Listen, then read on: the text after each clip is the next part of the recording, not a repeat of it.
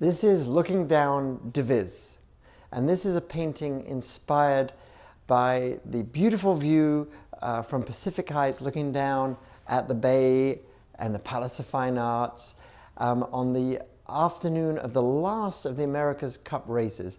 Peg and I had just been to attempt to see it, didn't quite make it, but on the way back up I looked back and said, oh wow, that's a painting. And I had recently seen the Diebenkorn exhibit at the De Young, and so I was sort of inspired by his colors and thick brush strokes. This was created using a Macintosh computer, a Corel Painter software, and a Wacom tablet. This is about 8 foot by 4 foot, and in fact this very print was displayed at the opening of the David Hockney A Bigger exhibition at the De Young when I performed live digital painting on the iPad, and I had this on display there in the Wolsey Court in the main atrium of the museum. This is Pam Brandon and the Luxomatics at Club Deluxe.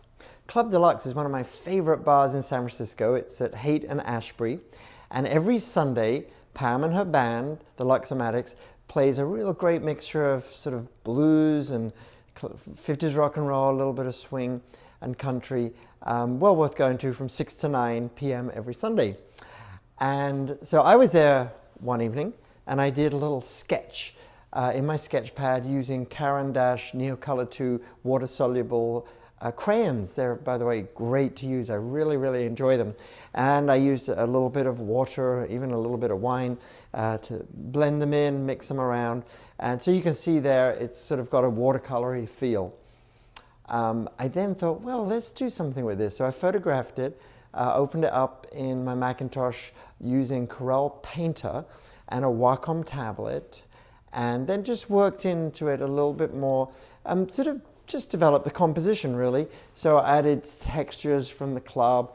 I added my 1972 Buick Centurion here. You can see the wheel and some of the body. And then ended up printing it out on canvas using a pigment ink printer. One other thing I added, by the way, while I think about it, is the love heart in the top left is actually in the club. So it wasn't in the drawing, but it's a dedication to the original owner of the club who passed away. Anyway, once it was printed out on canvas, I then worked into it with some oil stick and some acrylic paint. So it's a real mixed media work, really reflecting a little bit how much the band itself mixes things up. This is Thin White Duke. It's a painting inspired by David Bowie, one of his personalities. And actually this artwork was exhibited in the Smash Gallery tribute to David Bowie earlier this year. It's actually a collaborative piece. So the background is oil on canvas by Peggy July, and it's actually a piece where Peggy, she wasn't so keen on it, and I said, oh, can I use it as a background? And she said, okay. So the black line work, which is mostly acrylic ink and some oil stick, is by myself. And so truly a collaborative work, as well as a tribute to a great musician and creator himself. This is Cable Car on Powell, and I created this using a Macintosh computer, an iMac, Corel Painter 2017, and a Wacom tablet. It's a digital painting then printed out using pigment ink on canvas with acrylic paint and gel added. So it's a mixed media piece. And the inspiration was actually walking back from the opening of the brand new, beautiful Apple store on Union Square in the center of San Francisco, which, by the way, if you're ever in San Francisco and you haven't been to that new Apple store, you have to go. It's the most amazing place on so many different levels architecturally. It's got the largest moving glass doors, I think, in the United States, if, you know, not the world of its kind. And it's just really, really a spectacular place to visit. But anyway, it was about 6 o'clock in the evening. I was walking back and I looked up Powell Street, a cable car just passed me. And I thought, oh wow, look at the light, the atmosphere. So I grabbed my iPad, took some reference pictures, and that's what that is based on. Incidentally, it's also a tribute to the city that's my home and to the history of these amazing cable cars, which used to crisscross the city and be actually a major form of transportation for people all over the city. There's now just a few lines left, but they have been preserved.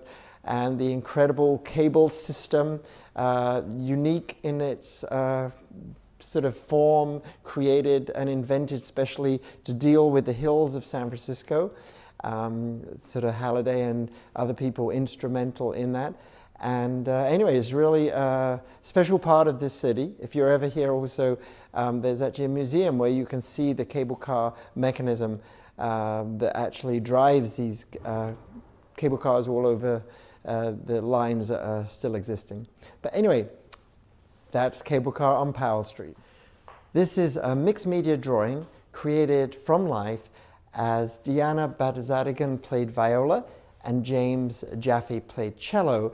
It was actually happening here in Peggy's studio during a parallel play SF event in which we have classical musicians play, and then Peggy and I create live artwork that relates to them and the music.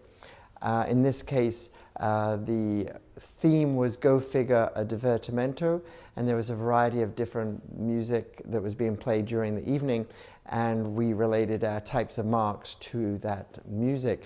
In this case, it was a Mozart piece that was being played. You can actually see a video on my website, jeremysutton.com, showing this piece being created and the music being played. It was all done as the musicians played. And so please go take a look, and if you just go to the jeremysutton.com and then events and shows and look for the parallel play Go Figure, you'll find it. This is on very, very heavyweight Arches watercolor paper, 650 pounds, so it's a really, really nice thick watercolor paper, which is an absolute pleasure to draw on. I love working on great surfaces. I'd like to talk a little bit about these sketches. They're sketches from Italy, a recent trip that Peggy and I made, and these were created, actually all of these in Firenze, in Florence. Beautiful, beautiful city, and they were all examples taken from my square sketchbook. And this is another example of the Duomo, drawn in a variety of meter, pencil, with crayon, Caran d'Ache, Neocolor 2s, and I also used some Copic alcohol markers for some of the work here. These are 8" by 8", again on a really nice watercolor paper. This is after a Titian here, and these are drawn on let's see, 140-pound watercolor paper. Really, really nice. Again, as with the parallel play drawing, to be working on wonderful media. And I encourage everybody to take a sketchbook wherever they go and just enjoy the beauty and fun of sketching, whatever you see in front of you. This is a drawing that I did in Ortigia in Sicily, and actually was in a bookstore with a figure drawing session that happened to be going on when Peggy and I were there. And I created this, one of a series of drawings of this model, this particular one using golden colored graphite stick, which actually is from the San Francisco Museum of Modern Art, and also a water-soluble pencil from General. So it's got a very watercolory look to it, and I really liked working on the tall, narrow strip of paper. This is a inkjet print of an incredible collaborative art piece. This was actually created at the De Museum, and it was really a one-of-a-kind in the whole world. It was a massive 40-foot wide, 4-foot high virtual mural that was created in performance at one of the Friday nights at the De Young on the last weekend of the Ed Ruscha, the Great American West show, and that was the theme. And this was a very, very rare event because it was a window of opportunity when the huge Gerhard Richter had been taken off the main wall of the Wilsey Court, the main atrium in the De Young Museum. And just for a few weeks, the wall was just blank white. And we had the opportunity to do this live mural on the wall, but we weren't allowed to touch the wall. How should we do that? In comes technology. We used 5 TouchJet PON projectors, and TouchJet PONs are amazing, relatively new invention. They're Android Wi-Fi enabled projectors, tiny little things like mini computers, and they project onto any surface and turn it into a smart interactive surface. So we were using this huge wall, and we were holding infrared pucks like little styluses. And so to pick color and to pick brushes, we would click and communicate with the 5 projectors as we went along the mural. And we were using a program called ArtRage, which actually I also like to use on the iPad, but this was in Android. And we literally were painting on the wall with light. So this is painting with light, literally.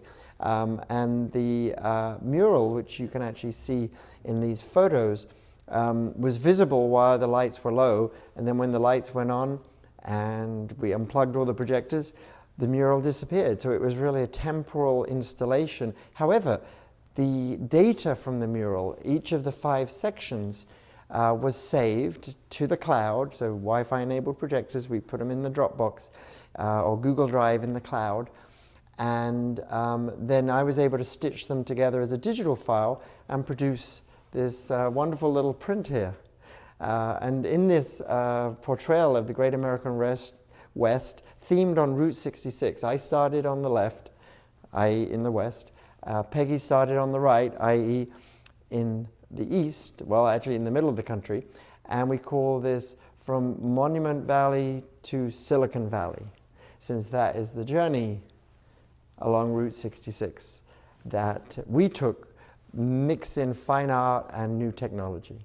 This is a study for my portrait of Shahasp, and this was created in a 2-hour sitting, and it's a mixture of media. It's acrylic inks and also some oil stick on canvas. And I was still working out my ideas. I actually thought originally that the portrait would end up being this size, and as I started working with my various studies, some on paper, some on canvas, I realized, oh no, you know, I'm hitting the edge and I feel a bit cramped, so I need a bigger canvas. And as you'll see, that there is that the final painting process that I'm working on is on a 48 by 48 canvas, so much bigger than this. But I still like this for just as a study, and that's why I'm sharing it here.